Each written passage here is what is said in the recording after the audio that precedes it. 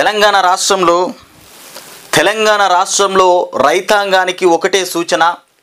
ఇవాళ కాంగ్రెస్ పార్టీ అధికారంలోకి వచ్చిన తర్వాత గతంలో బీఆర్ఎస్ అధికారంలో ఉన్నప్పుడు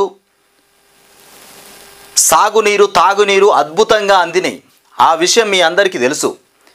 ఇవాళ రేవంత్ రెడ్డి అధికారంలో ఉన్న తర్వాత మొత్తం మేడిగడ్డ మీద కాళేశ్వరం ప్రాజెక్టు మీద అవినీతి జరిగిందని రైతులకు నీళ్లు అందించడం పక్కన పెట్టేసి ఆ పగుళ్ళు వచ్చినాయి, పర్రెలు వచ్చినాయి, ఇక్కడ క్రాక్ వచ్చింది, ఇగో ఇట్లాంటి అంశాల మీద ప్రతిరోజు దాని గురించి ఆలోచిస్తూ కాలం గడుపుతూ పబ్బం గడుపుతున్నటువంటి ఈ రాష్ట్ర ప్రభుత్వం, ముఖ్యంగా కాంగ్రెస్ ప్రభుత్వం. ఇక ఈ విషయంలో ఈరోజు ఇట్లా కాలం గడుపుతూ ఉంటే రైతులకు మొత్తం భూములు, రైతుల పొలాలు ఎండిపోయినటువంటి పరిస్థితి, ఎండిపోతున్నాయి. 10 ఎకరాలు పంట వేసుకుంటే ఓ 2 ఎకరాల భూమి ఎండబెట్టుకునేటువంటి పరిస్థితి నెలకొన్నది. ఎందుకు? నీళ్ళు అందక. మేడిగడ్డ పైన పూర్తిగా తప్పుడు ప్రచారం చేస్తూ దాన్ని పునర్నిర్మించాల్సినటువంటి బాధ్యత పక్కన పెట్టేసి దాని మీద వార్తలు చూపెడుతూ వాస్తవాలను చూపెడుతున్నామంటూ దాన్ని పట్టుకొని వేలాడుతున్నటువంటి కాంగ్రెస్ ప్రభుత్వం.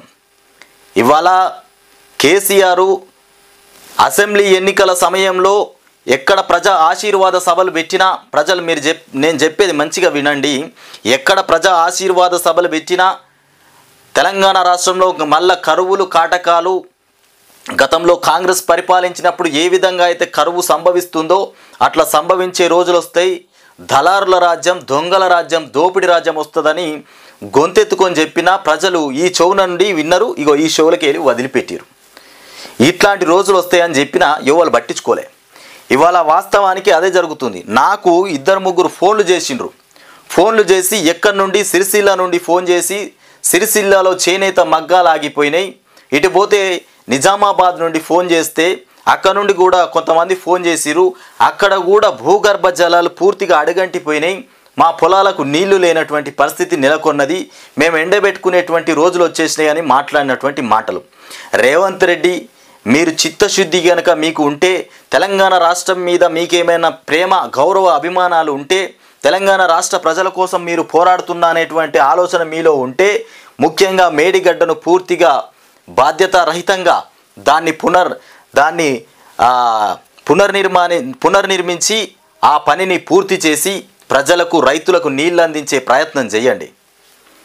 కేటీఆర్ కూడా మీకు ఒక మాట చెప్తుండు, రైతులపై పగబట్టకండి. రైతుల మీద పగబట్టాల్సిన అవసరం ఏమొచ్చిందా రేవంత్ రెడ్డి?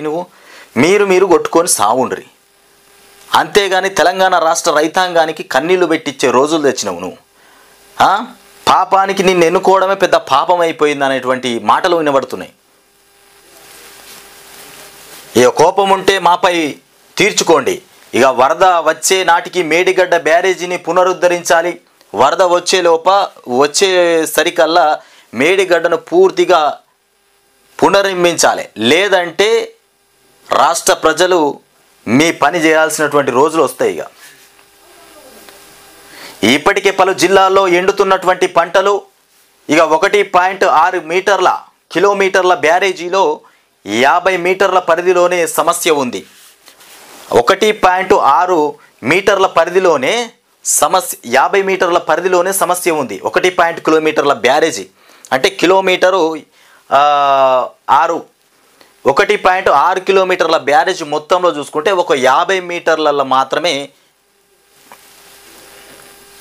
సమస్య ఉంది. ఆ సమస్యని పూర్తిగా వీళ్ళు ఇగో ఇట్లా చూపెడుతున్నారు. ప్రజలు మీరు గుర్తుపెట్టుకోర్రి, దొంగ ఇగో రేవంత్ రెడ్డి దీని మీద ఉత్తమ్ మాట్లాడుతున్న చూడు. తెలంగాణ రాష్ట్ర ప్రజలేమో చచ్చిపోవాలంట. తెలంగాణ రాష్ట్ర ప్రజలు చచ్చిపోయిన తర్వాత నీళ్ళు అందిస్తాడేమో, రైతులంతా చచ్చిపోయిన తర్వాత. గట్లున్నది ఈయన మాట. విజిలెన్స్ నివేదిక ప్రకారం క్రిమినల్ కేసులు, ఇగో ఇంకా కేసులు పెడతాం, కేసు గివ్వే మాటలు, దొంగ మాటలు. ఉత్తమ్, నీకు ఇరిగేషను, నీకు ఒక మంచి పేరు ఉంది, కాంగ్రెస్లో మంచి సీనియర్ లీడరు. తెలంగాణ ఇప్పుడు నువ్వు రేవంత్ రెడ్డి బాటలో నువ్వు నడిచినావంటే నీ పని కూడా ఉత్తదే అవుతుంది. అర్థమవుతుందా? ఇక ఎన్డీఎస్ఏ నివేదిక అందగానే మేడిగడ్డ మరమ్మతు చేసి నీళ్ళు ఇస్తాం. ఎన్డీఎస్ఏ నివేదిక ఎన్నడు రావాలి? నువ్వు ఎన్నడు మరమ్మతులు చేస్తావు? రాష్ట్ర ప్రజలకు ఎన్నడు నీళ్ళు అందిస్తావు? ఉన్న పంటలన్నీ ఎండిపోతాయి. అంటే ఈ సీజన్ మొత్తం ఎండిపోవాల్సిందే. ఇక తర్వాత కూడా నువ్వు ఇస్తావా ఇయ్యవా, ఇన్ని పని అవుతుందా కాదా కూడా తెలియదు. ఇక బారాస పాపాల్లో భాజపాకు పాత్ర కూడా ఉందట. గివే మాటలు మాట్లాడాలి మనం. ఈ మాటలు మాట్లాడుకుంటూనే కాలం గడపాలి, పబ్బం గడపాలి. ఇక్కడ చూడు, ఉత్తమ్ కుమార్, రేవంత్ రెడ్డి మీరిద్దరు చూడురీడా, తెలంగాణ రాష్ట్రంలో మీ కాంగ్రెస్ కార్యకర్తనే, ఇగో కాంగ్రెస్ కార్యకర్తనే పొలంలో నిలబడి చూపెడుతుండు.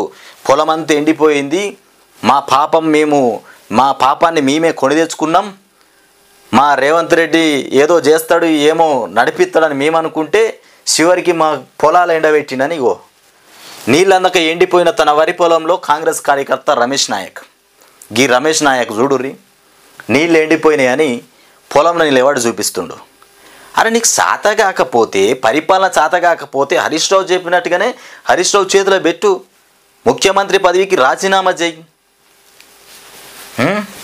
ఇక ఎండిపోతున్న తమ పంటలను కాపాడాలని, లేని పక్షంలో ఆత్మహత్య శరణ్యమని స్పష్టం చేస్తూ శుక్రవారం సూర్యాపేట కలెక్టరేట్ ఎదుట పురుగుల మందు డబ్బాలతో రైతులు ఆందోళనకు దిగినటువంటి ఘటన. ఇక నీళ్ల కోసం ఆందోళన. సూర్యాపేట జిల్లా కలెక్టరేట్ ఎదుట 3 మండలాల రైతుల నిరసన. సూర్యాపేట జిల్లా కలెక్టరేట్ ఎదుట 3 మండల రైతులు నిరసన వ్యక్తం చేస్తారు. నీళ్లు లేక. ఇక కాళేశ్వరం చివరి ఆయకట్టుకు నీళ్ళు ఇవ్వండి, పురుగుల మందుతో ఇక రైతు ఆత్మహత్యాయత్నం. అడ్డుకున్న పోలీసులు, ఉద్రిక్తత. ఇక నీళ్ళందక పంటలు ఎండుతున్నాయని ఇక కోటాపహర్లో రైతుల రాస్తారోకో. ఇక సాగర్ నీళ్లు ఏపీకి విడుదల.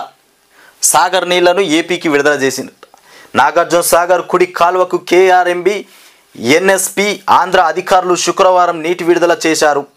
ఇక తాగు నీటి సరఫరాల కోసం ఇక వదులుతున్నట్టు వారు పేర్కొన్నారు. రోజుకు 6,000 క్యూసెక్కుల చొప్పున 9 రోజుల పాటు 3 టీఎంసీల నీటిని విడుదల చేయనున్నట్టు తెలిపినటువంటి అంశం. ఇగో ఇట్లా ఇక సాగునీళ్ళిచ్చి ఆదుకోండి, పంటలు పోతున్నాయి, తాగనీకే నీళ్లు లేవు, పంటలు ఎండిపోతున్నాయి, తాగదందుకు నీళ్లు లేవు, మొర్రో అనుకుంటా మొత్తుకున్నటువంటి రోజులు. రేవంత్ రెడ్డికి ముందుగాల నీళ్లు బంద్ చేయర్రి. రేవంత్ రెడ్డి తాగడానికి నీళ్లు బంద్ చేస్తే అప్పుడు తెలుస్తుంది.